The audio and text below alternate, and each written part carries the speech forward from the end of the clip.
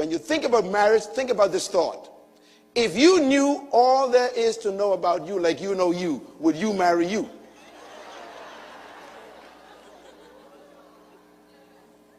And then you are asking someone to live with what you know about you. My God. Serious business, huh? Write this down, please. Point number 2, very important. You bring to the marriage what you are as a single. So stop concentrating on marriage.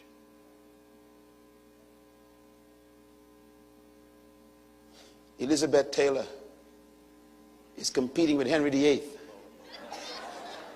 And she still haven't gotten the message. Ain't nothing wrong with those men.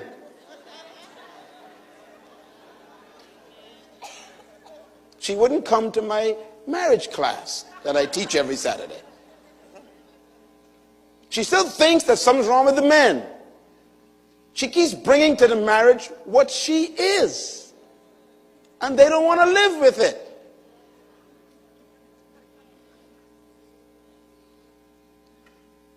So when you come to a conference like this, you need to have an encounter with yourself.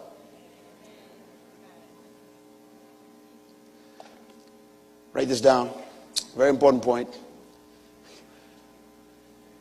Here's the myth of singleness. It's okay to be single, but it's not good to be alone. I'm going to prove that in a few minutes. When I discovered this, my whole life changed. And I was 14 years old. I read the whole Bible through at 14. Can you imagine that? And every year since then, I've read the Bible. When I discovered this, my whole discipline changed. I got married at age 25 as a virgin. My wife was a virgin also. And I was famous in my country at age 15. Very famous. I was a musician. I formed a group. We produced music. I play music. I also write songs. And our songs became #1 on the secular stations. And so I was very well known. And what I'm saying that for is the women, they sought after me. What kept me clean? What kept me as a teenager? 16, 17, 18, 19, 20 years old, 21 years old, 22, 23, 24, and saved myself for my wife. What kept me? What kept me was when I understood this statement. It's okay to be single, but not to be alone.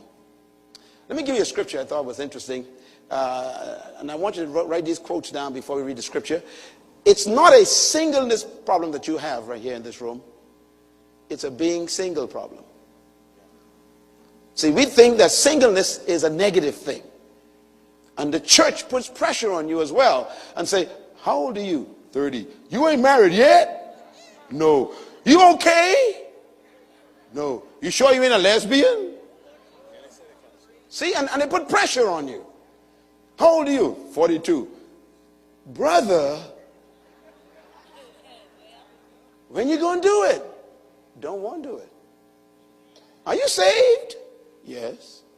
You sure you ain't homo, momo? No. And they put pressure on you. Even your parents get into the game. So how long are you going to be in the house now? I need some grandchildren. See, and the pressure, it ain't God, that's your parents talking. Sometimes the devil is using their lips. And you end up forcing yourself into situations that you ain't prepared for or not want to be in. And now we got 2 tragedies. No. It is not a singleness problem that you have. It is a being single problem. Let me write down this other point, please. Never confuse singleness with being alone. Why? Because relationships get better the more single you become. Now there's a shock.